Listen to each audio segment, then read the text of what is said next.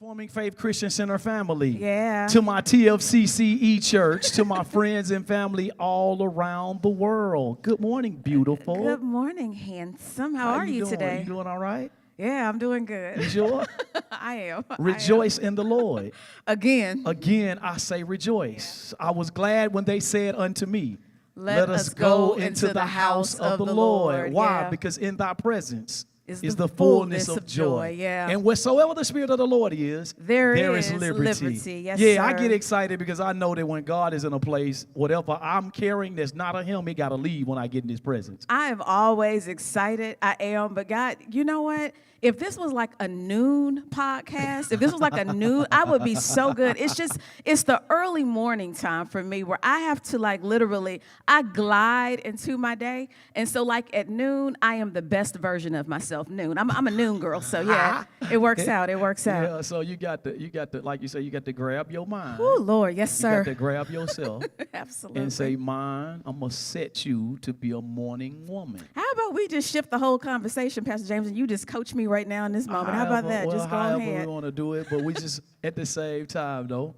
we gonna be good. We're gonna be good. It's gonna be a great day today. Absolutely, Yeah. absolutely. To everybody that's under the sound of my voice, you've entered into grace and truth. And this morning, we're going to try our best to answer a question that we are starting to get a whole lot of questions and a whole lot of, what questions and what else? Concerns. So, especially me, because I'm a woman, Yeah, for I sure. get a lot of inboxes on a daily basis. And many people have the same conversation, and they are wondering, like, Yeah. when is it time for me to get back out there? I've been single for this long time. I'm ready to start dating again, but I don't really know, like, when it's my time. How do I know if this person is the one? How do I know Yeah. that I'm ready? And so, Pastor James, before we get started, I'm going to let you pray, and then I think I'm going to read a question to kind of let you know how we got into this conversation. Okay, gotcha. Yeah, for sure. So everybody that's under the sound of my voice, right where you are, hit the share button because this is going to bless you. Share it with your followers on Instagram. Share it with your followers on TikTok. Share it with your followers on Twitter. Give them an opportunity to come in and get on the rhythm of what God is saying, get on the rhythm of what God is doing, get on the rhythm of what God is going. Because this is a conversation of wisdom. Yes, sir. It is going to produce maturity. And anytime you got maturity, you can start getting on the rhythm of your identity, what's going to lead you into your God-given destiny. Mm-hmm. I'm sure that if you're a single person, you're going to want to be in this conversation this morning. I don't even think it's just for the singles. Couples, too. I think that sometimes we get advice or we get wisdom later on in life Yeah. after I do. Yeah. And so God allows us to hear things so that we can begin to make tweaks, like sure. tweaking little things in our relationship, For sure. making subtle changes, because if we're going to make it in the long run, Yeah. then I've got to come in and make Yeah. some necessary sometimes they're minor, sometimes they're major, things in the relationship in order for us to really, really last and be happy. Absolutely. And if we're going to do life effectively, we got to know how to do relationships. Let's pray. Father, in Jesus' name, we honor you and we celebrate you. And Holy Spirit of God, we ask you to come. Father, come in wisdom. Come in revelation. Come in understanding. Let your prophetic insight begin to rest in our hearts, rest on our minds, and rest on our tongue. Father, speak directly through us and to us. Speak through us and to the people who need to hear exactly what you're saying in this moment, in this season, in this day, and in this time. Let the word be rhema. The grass may wither, the flower may fade, your word shall stand forever. We trust you and we trust your word.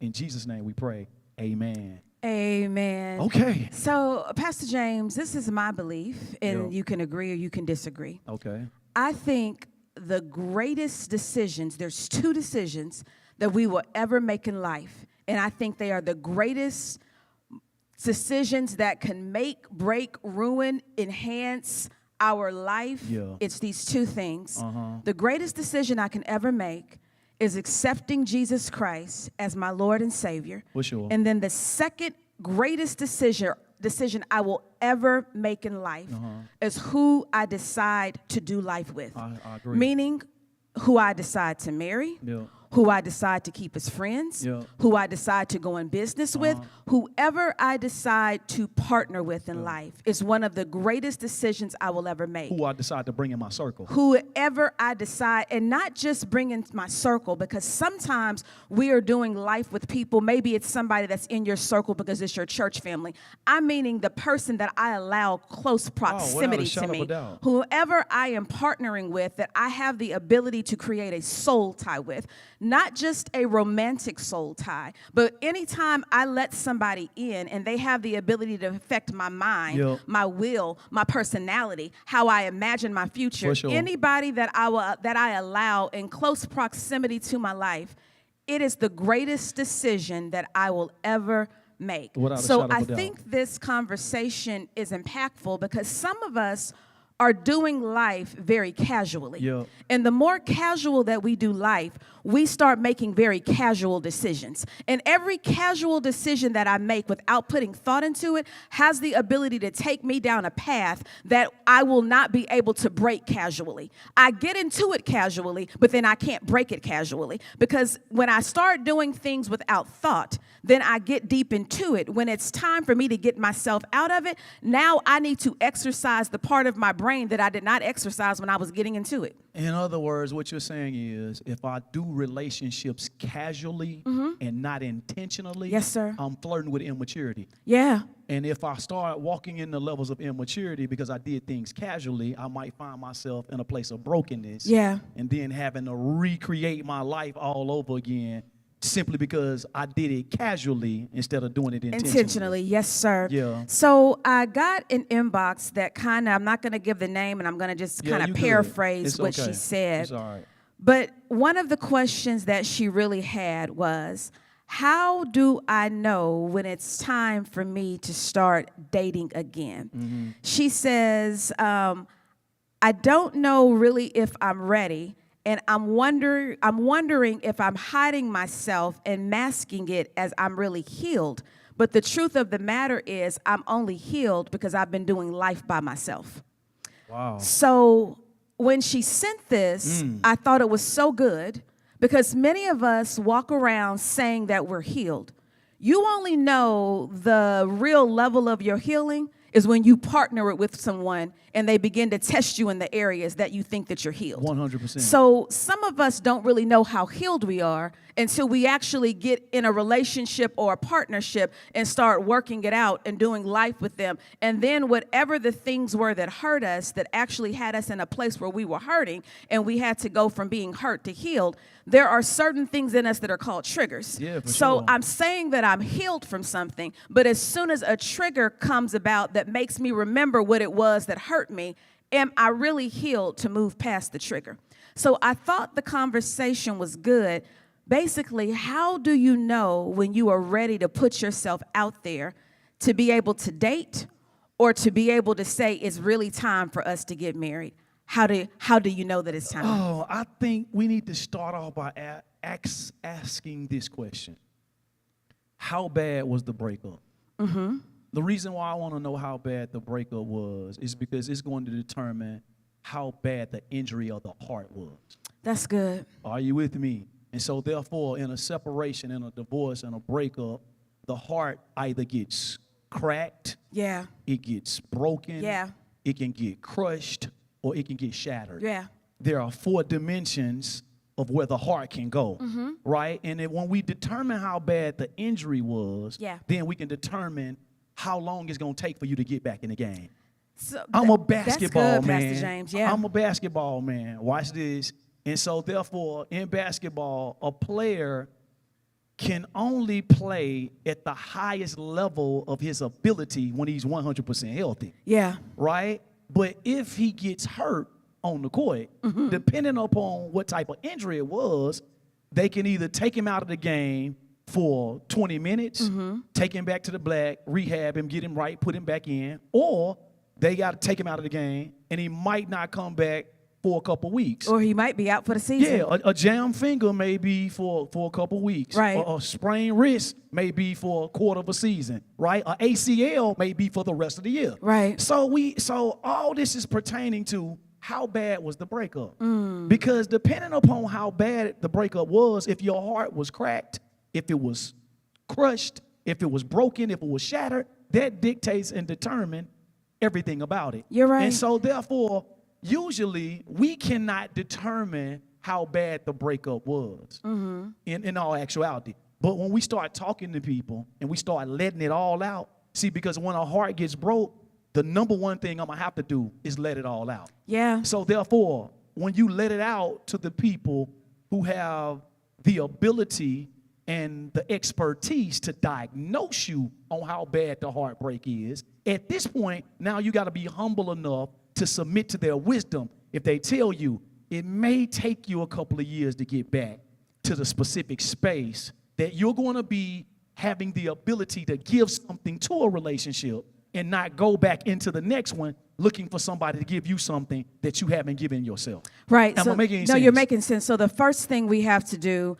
is determine in our heart what happened. So it may not be necessarily that I even have someone to talk to. Let's make this thing personal where it's one-on-one. If I am by myself, how do I determine the posture of my heart to know if it's cracked, if it's broken, or if it's shattered? How would I be able to determine that? Babe, I don't feel comfortable answering that because the truth of the matter is if my heart is shattered, I shouldn't be able to trust myself. Bro, how can I trust myself when my heart is shattered and I feel like in a shattered place, I need somebody to come get in this thing with me to take some of the pressure off of me. Right. Right? And when I'm shattered, I don't know the difference between being alone and being lonely. Pastor Am I making James? any Yeah, sense? absolutely. I can't trust my wisdom. I can't trust my mind. I can't trust my decision making. Right. Right? If I'm going to be real with myself and tell myself the truth, I can't trust me. So I got to bring somebody in to analyze my situation. I got to ask somebody got to be able to speak something into me to be able to see the blind spots that I can't see. Because I'm hurting so bad and I need somebody to get in this with me to such of a profound degree that what I'm going to say, I'm going to try to bring somebody, I'm going to try to make a decision that's going to try to eliminate the pain as quick as I can. Because the truth of the matter is, most times we rush on to the next thing. For sure. Because we don't desire to sit in the pain For of sure. what has ever happened to us. And you know and I know that sitting in the pain is where the wisdom comes from. Right. Sitting in the pain is where the direction comes from. Sitting in the pain lets me know my identity. Sitting in the pain gives me the ability to say, what was my wrong choices or what was my role in the midst of all of this? Sitting in the pain gives me the ability to examine myself so I can get on the right road to go in the right direction. You know what I was thinking about the other day? Why it's imperative that we get somebody to walk this journey out with us?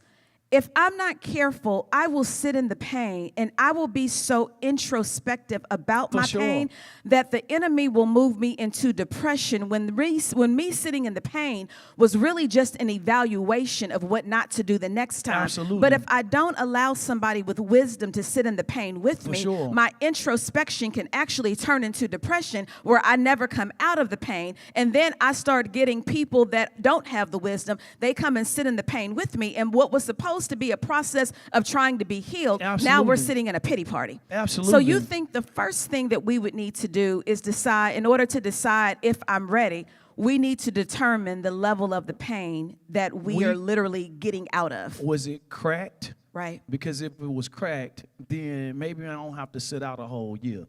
Maybe I don't have to sit out a whole 2 years, depending upon how bad the fracture that happened was to me. Maybe I just need to put everything back in place. Right. Maybe I just need to examine myself. Maybe I need to examine who I am. Maybe I need to examine where I'm going. Maybe I need to maybe I need to determine the difference between red flags and gray flags.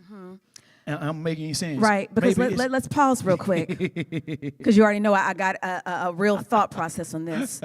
We talk a lot about red flags. Yeah. But we really, really overlook a gray flag. Okay. A red flag is that I see it coming. I know I have no business getting into it, but my flesh really, really desires this and I want it. A gray flag is I don't really know, like you are flirting with the idea. It is the uncertainty of maybe so, maybe not. It is in that area where it could go either direction. It could go for good, it could go for bad. It's just this place of uncertainty. And usually I will overlook the gray flags because of my feelings. Oh, absolutely. I'm making Because this is the sense. thing. We'll overlook a red flag, but then be like, you know what? I already knew that. And then you'll kind of take responsibility when you notice a red flag. But for the gray flag puts us in a place where you are, after it's over, you're like, I don't know how I got myself into this. It was because there was always a gray flag. Yeah. It was never black or white. Yeah. But you literally stayed there and just kind of Yeah. overlooked the gray flag. Yeah. Because this is what people don't know. Indecision is really a decision. It's a decision. When you are uncertain about me, that means in my mind, you're not choosing Yeah. me. So your indecision is really a decision. But what happens in your indecision, I make a decision for us, then I hold you accountable to my decision that you never decided on. For sure. So we stay in a gray area when I put my expectations and my wants on you, where I know that it's this gray area, but in my heart, I have already become one with my decision, but my decision was never your decision. And babe, another thing about this gray flag thing is this. If my life is in the gray area, I will be more prone to accept gray flags. So, Pastor James, what does a gray area life look like? Yeah, mediocre. Like not basically got 1 foot in, 1 foot out. Like don't know exactly where I'm going, don't know exactly who I am, don't know exactly what I want. Yeah. The gray flags look like this. I don't know who I am. I don't know where I'm going. I don't know what I want. But I do know I want to be in a relationship. Wow. So therefore, I'll take anything. Yeah. I'll take whoever takes me. I'll love whoever loves me. I'll accept whoever accepts me because you just as gray as my pants. Right. I'm making Mine sense. too. Right. You can't decide. Right. You just don't know. You don't know if you're hot or cold. So therefore, you don't know if you want a kingdom man, if you don't know if you want a man in culture. Right. You got me. You don't know if you want an alpha. You don't know if you want a beta. Right. You don't know what you want, but you'll just take whatever you take. Right. And so in taking whatever you take, you will overlook the gray. Right? Because your mind has been conditioned in the gray. And when your mind has been conditioned in the gray, you choose with thinking that you're going to get white, right? But your life is gray. So therefore, when you choose, you start seeing black, but you want it white, but your life is gray. So you got to accept the black. My God. You got to accept the white. You got to accept the gray. Because why? You don't dictate and determine if you black or white, if you hot or cold. That's your fault. It ain't nobody else's. So, Pastor James, let's now give some applicable things for us to really, really know Yeah. if we're ready. So what I'm hearing is I you need will first- know if you're ready to start dating or getting back out there, or if you're ready for marriage, when you have established real core convictions for your life. Absolutely. In order to establish a real core conviction for your life, I have to know who I am, what I desire, and what I don't desire. Absolutely. I've got to create some boundaries so that I'm not willing just to accept whatever comes in. I am so blown away by the number of people that I talk to, and they really don't even know what they believe. Absolutely. They don't really know if they believe in God, but he really isn't Lord over their life. sure. They believe in the salvation piece, but For they don't sure. really want to surrender their life. Or they may say, like, they don't have a real core belief system For for sure. themselves. Aside from their relationship with God, they don't really have a core conviction about where they want their life to be in For the next sure. 5 years. For sure. They want to be a homeowner, but they have no real boundary or no real core value about how to save money. They really, really want to be able to start building a family, but they have really no desire about what does that partner look like? What will our parenting be like? Many people say they want something, but they have not established real core values for themselves. So if I don't have a belief system or a core value for myself, For sure. that means that I am subject to become whatever you tell me that you need from me. For sure. So if I don't have a core conviction for how I see God and how I see myself or how I'm moving financially, that means that whatever you come and bring to the table, that's what I have to accept, because Absolutely. I had no real boundary to stop you from bringing in what I Yeah. did not want. So in other words, gentlemen, you can't say you want a woman of God if you don't know how to identify what a woman of God looks like. My God. You can't say you want a woman of God if you can't identify what a woman of God sounds like. You can't say you want a woman of God if you can't identify how a woman of God moves. right? You got to be able to see it before you can perceive it. You got to be able to see it before you can put your hands on it. Right. I'm making any sense. So in other words, I can't say that I want something when I don't know what it is. Right. Right? And this is the reason why I'm in indecision and I'm in this gray area, because I don't have no convictions about what I want and what I'm looking for to be able to go hunt specifically for that type of person. You used a key word that many people say often, I want a man of God or a woman of God. Yeah. Let's define that a little bit. Exactly. Because let me tell you that's what I'm saying. So let me tell you some other words. Before I met you, I had a list of what I desired in a man. And Pastor James, it wasn't that I even said I wanted a man of God.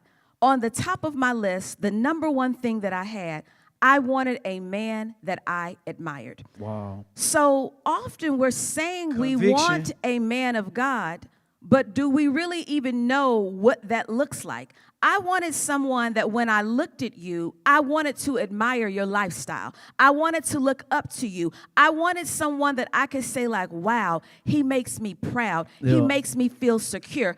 I wanted a real covering. A man of God looks like someone that covers you. It looks like I give you my vulnerabilities, and rather than you taking them and exposing them, you cover them, you protect me. In areas where so I am good. deficient, you come in and you say, you're weak in this area, Tiffany, but I'm stronger in this, so let me go ahead and build you up in this area. I knew what I wanted just based off of a list, and it wasn't a bunch of spiritual terms. It was, I wanted a man that I admired. For sure. I wanted a man that was conscious about his credit. I wanted him to make sure that he wasn't overloaded in debt. I wanted somebody that I could have deep intellectual, spiritual conversations on. with. I wanted somebody that looked at me and loved me for who I was, where I didn't have to cover myself up or be some version of myself that I felt like wasn't good enough for you. I wanted someone that if we were sitting in a room with 1,000 people, I wanted your eyes to be able to search for me. Yes, sir. I wanted us to have a spoken language where there were no words, but the way you stared at me, it was a way that I knew that your eyes assured me that you loved me. I was very particular. So when we start saying a man of God, what does that look like? For sure. Does it look like him just reading the Bible and going to church? Because that's not a man of God. That's just the fruit. I wanted the root of a man of God. I wanted to know the substance of you. I wanted someone that even though you were angry, you weren't going to walk out the door and leave me. Yeah. I wanted someone that even when I upset you, that you were never going to cause physical harm to me. I wanted someone that was going to emotionally take care of my mind and take care of my heart. We are writing these really vague statements, not Yeah. saying that God doesn't know the desires of my heart. Casual But when statements. I sat down and really started writing out the list that I want, when you came into my life, I was able to go back and reflect. I have the list. I think I've shown you the list. Yeah. I was able to go back and reflect. Okay, he checks off this. And in the areas, Pastor James, that maybe you had not gotten to that point yet, Yeah. the other things outweighed so much of the things that maybe weren't on the list that God says, Tiffany, the things that aren't on the list, because he's carrying so many things in other areas, now I'm going to give you the grace. The same way you want him to cover your deficiencies, now I'm going to give you the grace to cover his deficiencies. We've got to know what we want by writing the core values that we have for our life for a partner. That's so good, babe. Let me help some gentlemen out here, because I've made a decision and I'm going to start talking to the men. There you go, sir. While you talk to the woman, Yeah. talk to the women. And even I can talk to the women, but I'm going to talk more to the men. Let me say this. To the men, if you want a woman that you admire, that you look up to, you have to be prepared to be uncomfortable. I'm going to say it one more time. If you want a woman that you can look up to, you have to be prepared to be uncomfortable. Why do you say that? Because as you're looking up to a woman that you admire, society is going to try to pressure you to bring her down so you can look at her eye level. And when you bring her down, at this point, you're going to minimize, you're going to downplay, you're going to suffocate the gifts, the talents, and the abilities on the inside of her when God brought her into your life for you to look up, for her to sharpen you, and for you to start coming up in your maturity, for Yeah. you to start coming up in your identity. If you don't have the proper identity of a man and you don't know who you are, as you're looking up, you're going to get uncomfortable. Then you're going to try to start bringing her down. And if you start trying to bring her down, she cannot be to you who God intended for her to be to you in order to sharpen you, to reposition you, to put you in a place that accelerates your life simply because you're not comfortable looking like this.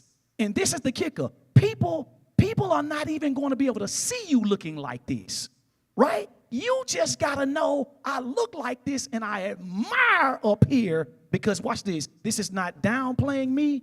This is uplifting me. Yeah. Am I making any sense? So the problem is, gentlemen, we will let the world dictate and determine our perspective, and we will let the world make us feel like that we're not masculine or we're not a man of the house if we got to look up and then try to bring her down.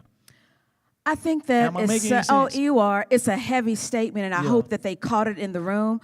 But Pastor James, this is the thing. Sometimes in a relationship, there are seasons where I will look up, and there are seasons where you will look up. Babe, in the fruitful, in the mature relationships, from maturity to maturity, we both find a way to look up. Yeah. Because we have no business choosing if we're not looking up. That's because good. if I don't look up, then something gonna be able to distract me right here. Yeah. If you don't look up, something gonna be able to distract you right here. In the choosing process, we both should have the ability and we should both have the desire. I see him right here Right. in this area. He makes me uncomfortable, but being uncomfortable don't mean that I can't, it's not unbearable Yeah. and I can't be better. I Right. gotta come up to where he is in this area.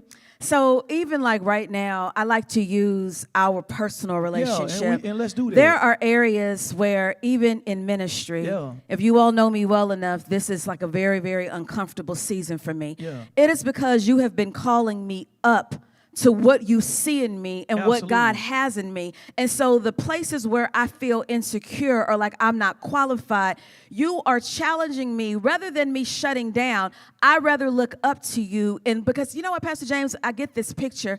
As I'm looking up to you, over you, there is the Holy Spirit. Hallelujah. So I'm constantly looking up to you. And when I look up to you, I'm also looking at who's covering you. And it's the same way as you're looking up to me, you're looking at who's covering us in the relationship. So there's never a time where I'm looking up to you just as the man, but I am looking up to you as the man that has God inside of him. My God. So I think it's imperative that we realize that when we are first starting out, trying to figure out if we are ready to move forward, do we have a core conviction?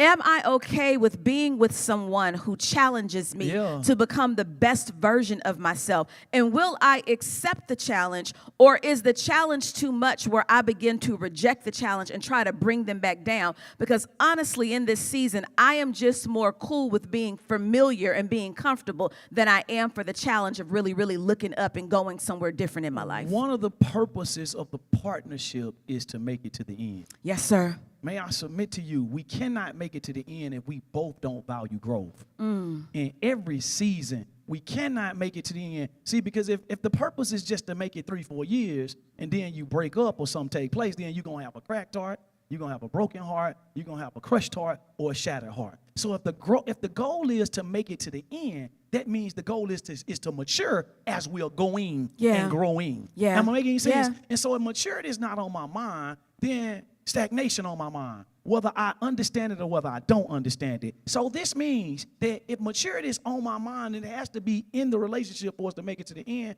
I have to be comfortable being uncomfortable. I gotta find a way to be comfortable being uncomfortable until I get completely on this nonstop rhythm of growth. Otherwise, it's just gonna be fun when it starts.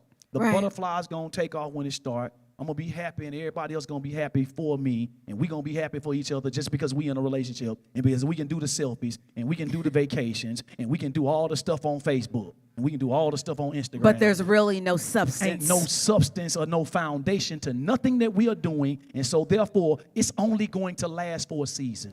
So we know whether we are single Yeah. or whether we are in a marriage and we are now hearing something that we know we need to tweak. The first thing that we need boundaries and core convictions. For sure. The second thing that we need to move into, you keep using this word partnership. Mm-hmm. You've got to know that you are capable of working with people. Yeah. So check this out. You've been single for a long time. You've been doing life independently by yourself. How do you interact with coworkers? How do you interact with friends and family? How do you interact with the people that are alongside with you? How do you interact with the people that you see at church? How do you interact with the people that you see at school? Because the thing is, if I am looking to be in a relationship, Yeah. I've got to make sure that I have the ability to understand partnership. That's good, baby. Partnership should not, the first time I ever experienced partnership, Pastor James, it should not be when I am walking down the aisle saying I do. How do Absolutely. I partner with people in general? Are you extremely independent and all you know is how to be self-reliant and to be by yourself and work for yourself, be in relationship with yourself? You will never be able to enter into a partnership because a partnership requires trust. That means that I So can't be good. so self-reliant on me So that I good. never bring you into the equation to see your train of thought, to see your perspective, to see how you think it should go. We've got to ask ourselves, am I capable of partnership? And you got to be honest with yourself because once again, I'm going to talk to the women. Sometimes, even in my life, I have been able to hit this zone where I know how to be a strong, independent woman. Mm-hmm. Well, Pastor James, my strong, independent woman does not work in our marriage. Yeah. I've got to learn how to put down that Yeah. version of myself and know that my interdependency on me can really cause friction in our marriage because me being independent doesn't include you and I. And so we've got to learn, and I'm not saying good. being codependent, Yeah. but I've got to learn how to remove my selfishness and being able to open up myself to be able to partner with someone. And when I partner with you, that means that I have to hear your thoughts. Your thoughts may not be my thoughts, sure. but I have to respect your thoughts. For And then sure. we've got to find a way that we can mediate and get on the same page. Yeah. So the next things, I've established core values. I've established some boundaries. The next thing is, Hold tight, hold tight. I got something you just said. Something you just said. I think people need to pay attention to, and I don't want to just scurry past this. Meaning that what you're basically saying is that when there's been a long season of singleness, the potential is that selfishness has been developed. absolutely. For sure. It's For- natural because you've for- been by yourself. For sure. And so, since selfishness has been developed, it's about me. It's about when I want to go to bed. It's about what I want to eat. Yeah. It's about where I want to go. So, therefore, now you're bringing somebody else into your world. Yep. So, when you bring somebody else into your world, I got to break. Because if I don't break and open up, then nobody else can come in. You're right. You see what I'm saying? And so in the breaking, it's not all about what I want to eat. It's not all about what I think. It's not all about what I believe. It's not about where I want to go, right? So now I got to dot an I. My God. Because if I don't dot an I can't give birth to we. Yeah. Right? And so watch this. It's going to be uncomfortable. Yeah. It's probably going to be hard, especially if the heartbreak was really severe and you said, man, and you made it to a point in order to get the pain up out of you, you started making statements like this. I can do bad all by myself. Yeah. I don't need a man. Or, right? or this statement, or I'm just setting my ways. I'm This just is setting how my- I am. This just what it is, and this just how it go, right? I'm doing all this, and I'm saying all this, right? And so at that point, when this just takes off like this, I have to understand completely that when I die, that when somebody else is coming in, I has to die. I has to die. And this is the thing, Pastor James. When you sign up for marriage, when the two are becoming one, it is imperative that I realize that I have to die to the old version of me in order to become one with you on the new version that God is doing. When you Absolutely. sign up for marriage, you are signing up for death. And I don't Absolutely. mean that in a bad way, but I mean it in a way that I am okay with dying to this old version where I was completely independent. I was completely into myself. I was sure. completely into my own ways. I've got to get to the place where I'm now willing to say, in order for the two to become one, I can no longer think just about me, For but sure. I've got to include we. For sure, Yeah. for sure, because it's going to cost you something. Yeah. So the old life, the new life is going to cost you the old life. Yeah. And so the old life was singleness. And so now the new life is going to be partnership. So one of the first things I need to be studying is how in the world do we do this as a team? Right, right. You know, how do I fit you in? And how do I die to me in order to give birth to what you think, what you say, what you feel, what you believe? Pastor So we James- can get on the same rhythm so the two that can become one. And we've got to be able to learn that, but we can't learn it during the relationship. Absolutely. If I'm talking to you and you're already married, you can learn by tweaking things. But if I'm single, one way that I'm going to learn it, I'm going to learn it by about how I interact with other people. Absolutely. If you are a person, and you got to be honest with yourself, if there is always something wrong with the other person and you never examine yourself to wonder what's wrong with you, if you are the common denominator in every situation and every problem where something is going wrong, right now, you should be telling yourself, I'm not really ready for partnership yet because I'm still at the place where I don't know how to do life with people. For sure. You can't think that you are ready to move forward in a relationship or move forward in a marriage if you don't understand partnership. Absolutely. The next one thing, Pastor James, is after I have boundaries and core values, after I realize that I'm learning how to partner with people, I've got to learn how to communicate. This is a huge, huge, huge part on if you are ready to do life with the person. Think about it this way, Pastor James. I'm listening. We are so concerned with how you and I communicate, but the first thing is, how do I communicate with myself? What are the thoughts that I think about me and that I tell myself internally? When I see myself, how am I communicating with myself? Absolutely. If I am constantly negative about me, if I am constantly in this place of not really being able to love myself, talk to myself, Yeah. that's why I know when God said the greatest commandments are to love God with all of your heart, with all of your soul, and all of your mind, and then to love your neighbor as you love yourself. It is imperative in order for me to be able to communicate with you, I got to first love God. I got to first learn how to love myself so that I can love you Yeah. as I love myself. Yeah. I won't communicate with you properly if I'm not communicating with myself properly. May I submit to you that I have to understand the value of not just what I say, but how I say it. Yes, sir. Right? We've seen so many breakups, so many divorces, so many things that takes place that puts couples in opposition simply because they don't know the right timing, they don't know the right temperance, yeah. and they don't know the right tone. Right? It's dangerous. What you are saying could be 100% right. But the greatest question is this: is it time? Right. Right? Who are you in front of? Right? Do you know you're made to such of a profound degree that you know he may struggle with a little ego? Right. Right? And if he's struggling with some ego, why would you make the statement right here in front of certain Person, people yeah. when you already know that potentially in your heart got an ego problem? Right. Right? So if you know without a shadow of a doubt that it can potentially bring forth an argument, it could potentially bring forth something that just takes off, why even think about saying it? Right. Right? That's immaturity. And you could be 100% right, but the timing of what you are saying is dead wrong. Right? Now you talk about the temperance. You talk about your place of self-control. You talk about you controlling you. You talk about how whatever they're doing that irritates you, it's you controlling you before you fire back at them. You're right about that. It's that self-control piece, the If fruit you of the can't Spirit. control yourself, and he's already a live wire, he already can't really control his emotions. He's already not as mature that he needs to be.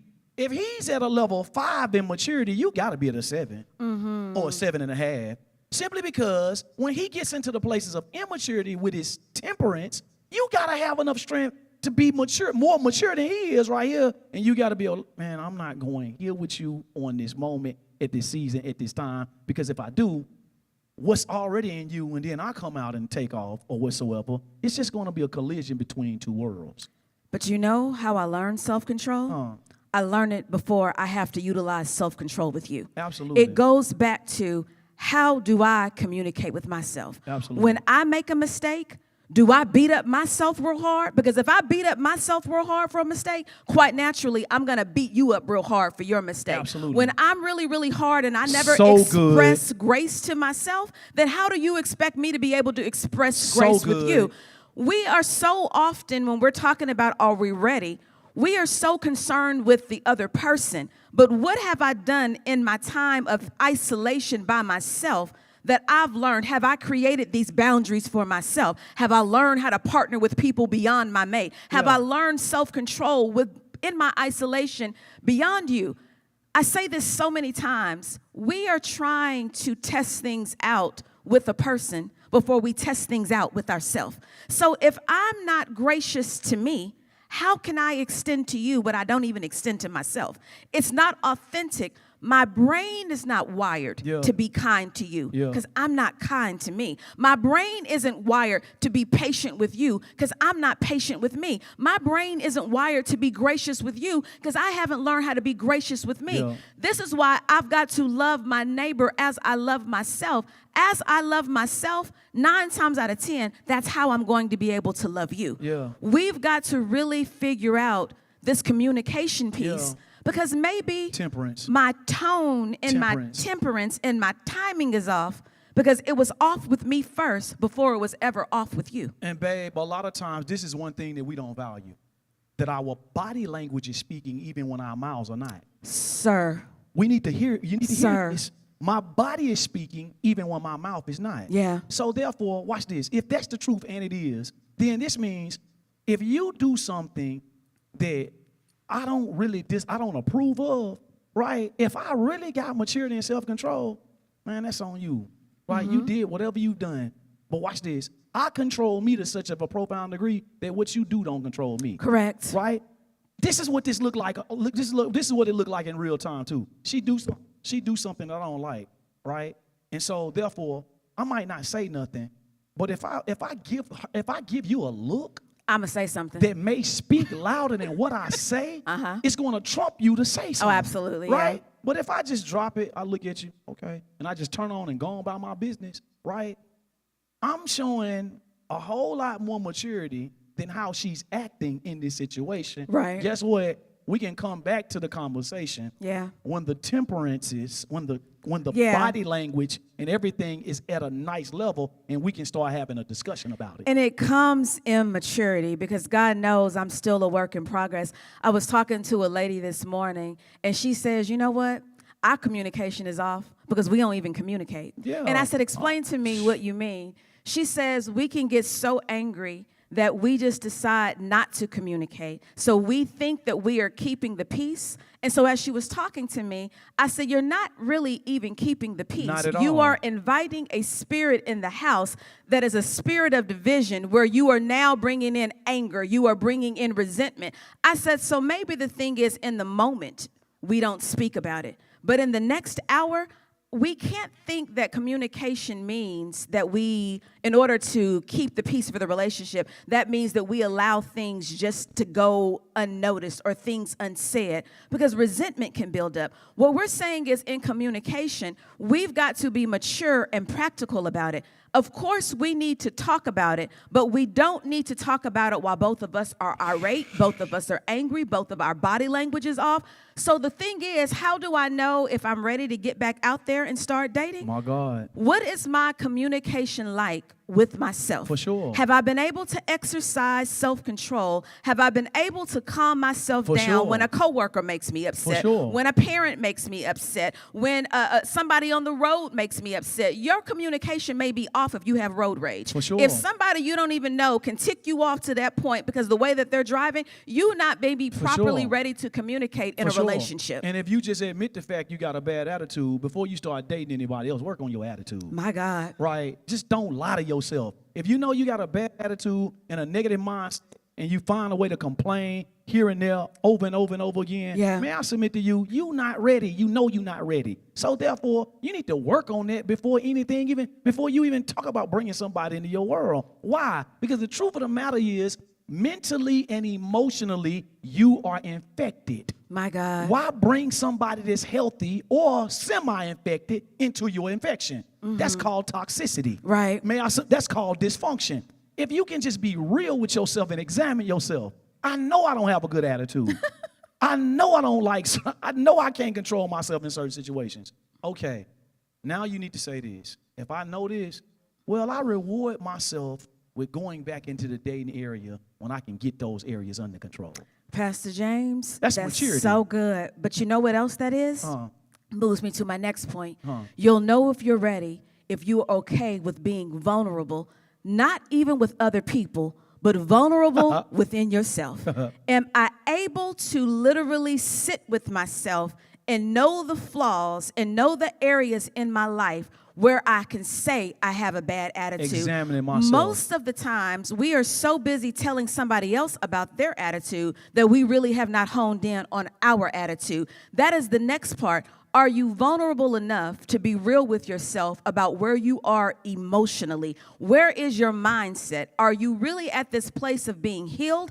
Is God trying to keep you healed to be able to move you into wholeness? You've got to be vulnerable enough. That's one part, vulnerable with yourself about yourself.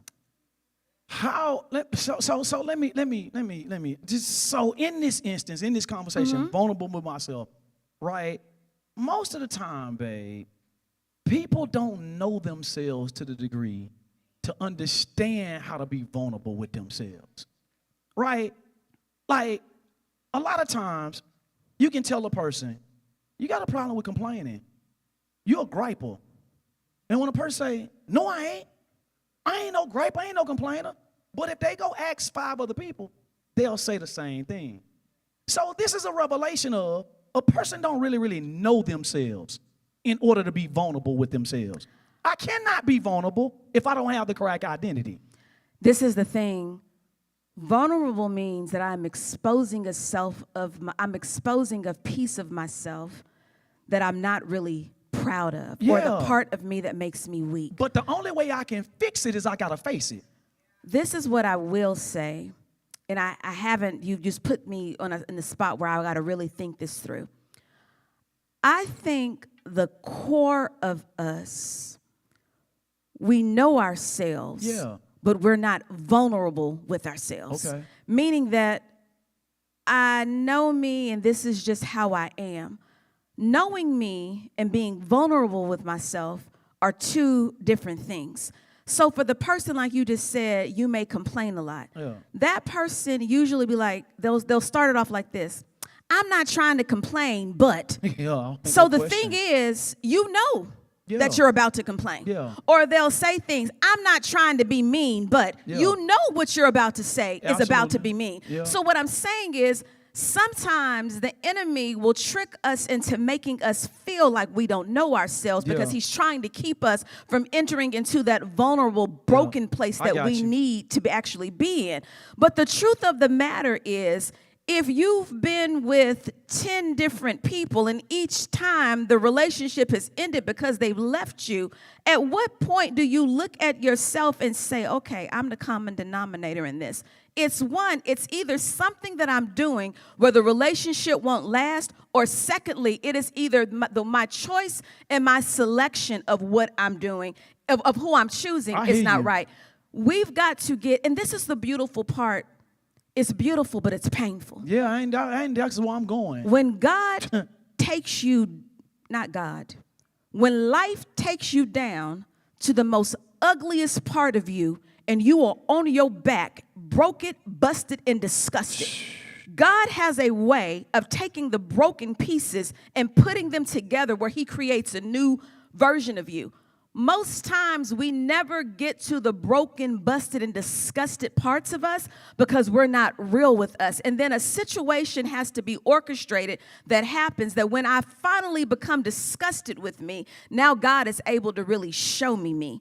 We've got to be, because this is the thing, in a relationship, Pastor James, it's going to require me to be vulnerable when I bring myself to you. It's going to require me to bring the weak parts of me to you. Yeah. If I have not been vulnerable enough and know my insecurities and know my weaknesses, I will come to you and I will come guarded. Yeah. I will come protected. I will come never really giving myself fully you because I did not do the work in the private place. For sure. You're wondering if you know that it's time to date.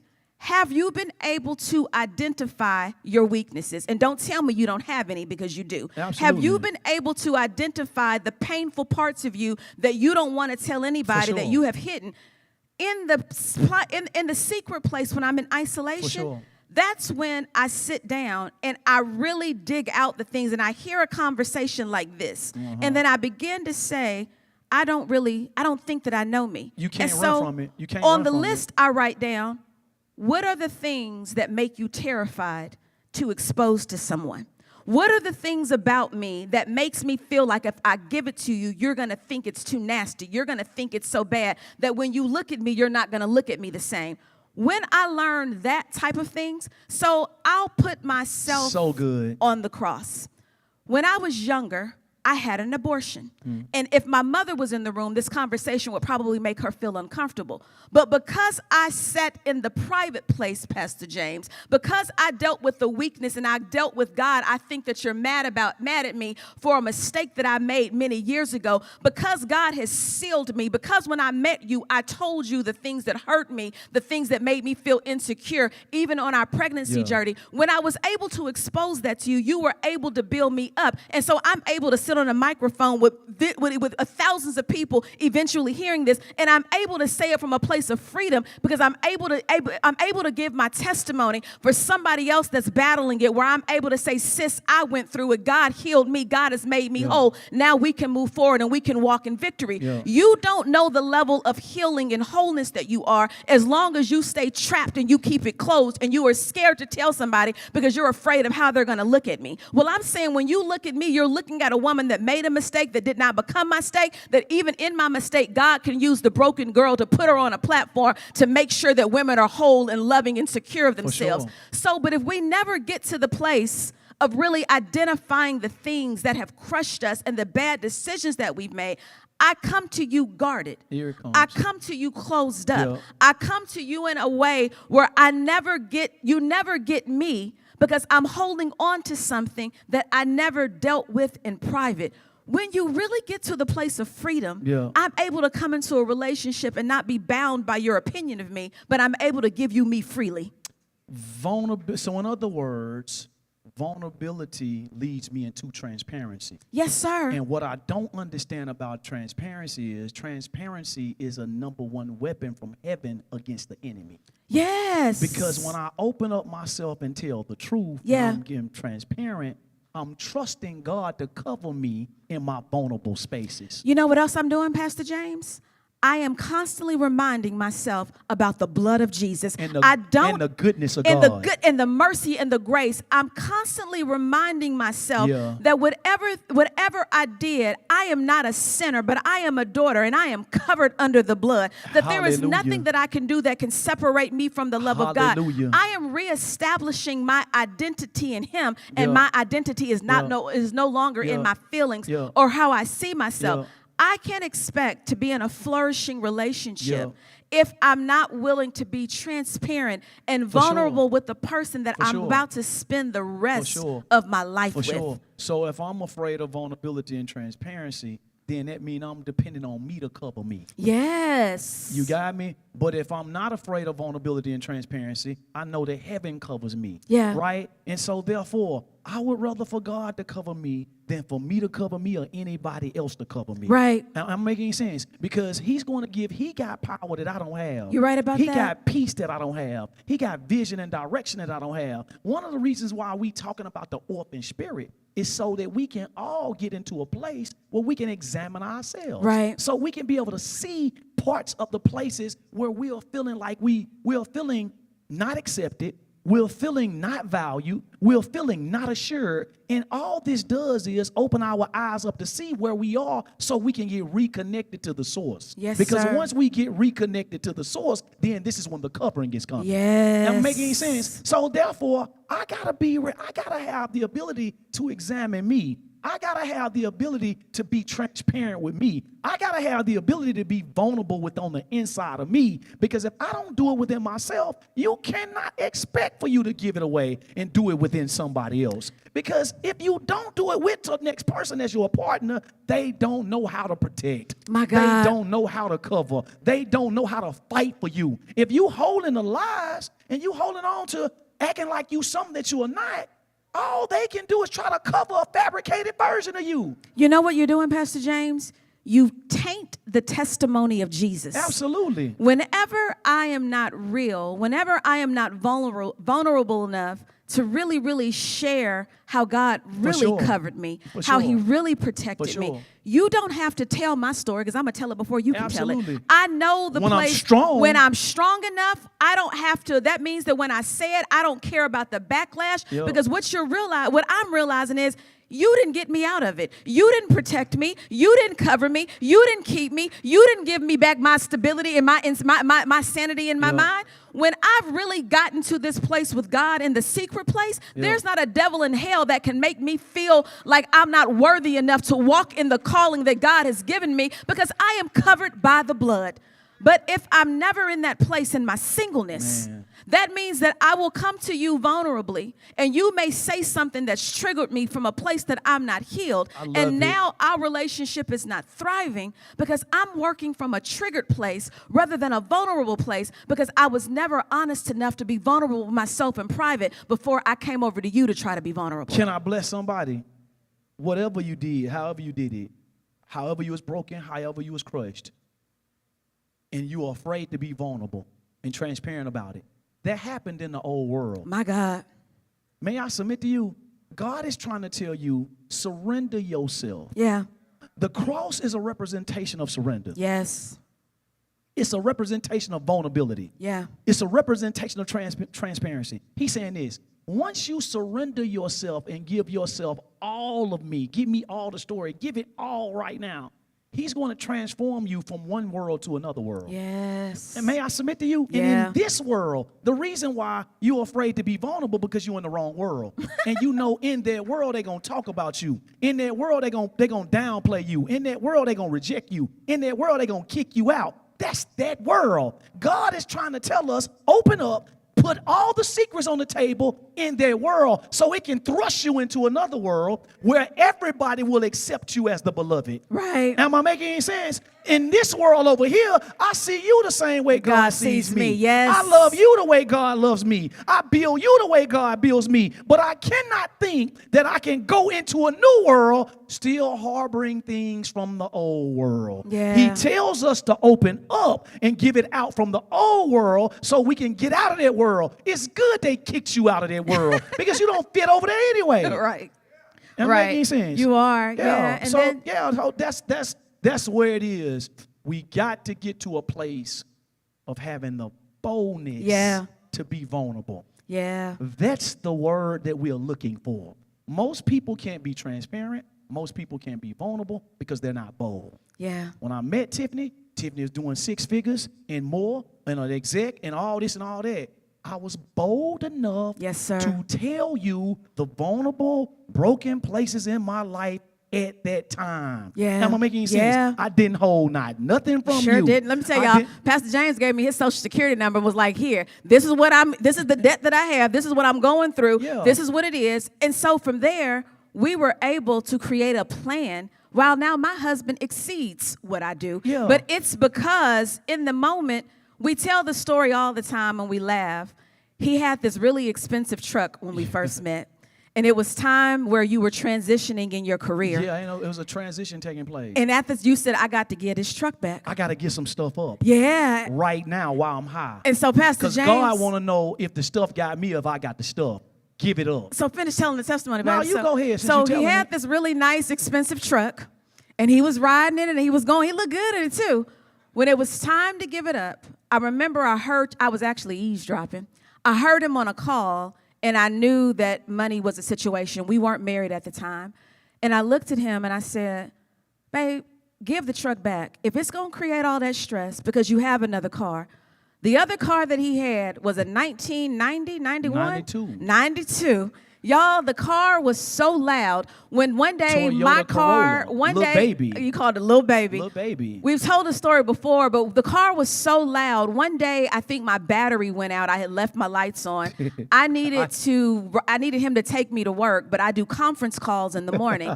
Y'all, the car was so loud that he had to pull over in the parking lot of Kroger's, cut the car off just so I could be on the conference call without the motor running really, really loud. Yeah. He then dropped me off to work, and we continued on. After that, for about maybe 8 months later, God began to build you back up. You were able to give little baby away and go and buy yourself a brand new car. Slowly but surely, I sure. watched God. But this is the other part. It wasn't that he came to me. It wasn't about the money. Pastor James came to me with a vision. He came and showed me this is where where my life is going. For sure. It's not there yet, but you gave me a vision that I could hold on to, where it wasn't about seeing you where you were, but Wow. knowing where God was taking you. So we And said, babe, this is the reason why I told men from the start, we done. But this is the reason why I said this. I said this, that when you admire a woman and you look up to a woman, it's going to get uncomfortable. yeah, I said all you that had to be vulnerable. because of this, right? Because if you don't know who you are, who God brings into your life, and you look up at them and they make you uncomfortable, you're going to try to bring them down so you will feel comfortable. Yeah. And that is not the will of God. That is not why God brought the person into your life. Every relationship that God brings into your life is to take you up. Yeah. Every relationship that the enemy brings into your life is to take you down. You have to get comfortable with being uncomfortable as you look at a person as they are up. That's good. And you got to know, I see them, I admire them, but guess what? Their strengths is going to make me go up too. Yeah. So now it's no longer us looking up, but now we're up looking side by side, making because sense. whatever I had that was up, I wanted to make sure you got up too. If you do it God's way. Yeah, if you do it God's way. So we know that partnership is important. Vulnerability is important, communication, and boundaries. Absolutely. That's how you know if you're ready to really jump out there and start dating. But first and foremost, before you start, know the injury or the heartbreak. My God, yeah. Because the injury or the heartbreak dictates and determines how quick, when, and where you should get back in the game. Yeah. Don't go back in the game when you know that the injury is still lingering, because you can't give all of yourself in the game. You can't give your 100% abilities. You can't give your talent. They come to see Steph Curry to shoot the tray. Yeah. If his wrist is halfway cracked and still fractured or whatsoever, and he got hurt, then he come to the game. Before he come back in the game, before he's all the way healthy, then he gonna miss a lot of shots. And the same thing they love him for, they gonna hate him for. Ooh. Why is that? It's simply because you got back in the game too early when you wasn't healthy. I don't know who this is Yeah. for, but it's for somebody. Don't jump in the game when you still halfway cracked. And you know what else happens? When you jump back in, you become a burden. So now you burden the team to take care of you. When if you would have just done what you were supposed to do in your isolation, you wouldn't become a burden to somebody and else. you bleeding on the team. Yeah. And now, so you're a burden, now you bleed, now the team can't win. Whew. We all like Golden State. We all want to go see them play. Now the owner losing money, the team losing money, everybody. Don't nobody want to go see nobody that can't give all, that cannot play to the best of their ability at the highest rate they're supposed to be playing at. That's good. I'm making sense. Why? Yeah. Because of an injury. So before you get back in, make sure that you know the difference between a cracked heart, a broken heart, a crushed heart, And a shattered, heart. Yeah, that's good. To everybody that's under the sound of my voice, if this bless you, give God a hand clap of praise right where you are. 11 Yeah. o'clock today. 11 o'clock today. Before 11 o'clock today, there's Oh. maybe some people on here right now that want to sow into this ministry. You want to give. We want to give you an opportunity to give to what's giving you. We want to give you an opportunity to bless what's blessing you. We want to give you an opportunity to sow into what's sowing into you right where you are. You can go to TFCCC. You can text TFCC to the number 77977 to sow your seed, to sow your offering, to sow your to sow your tithe.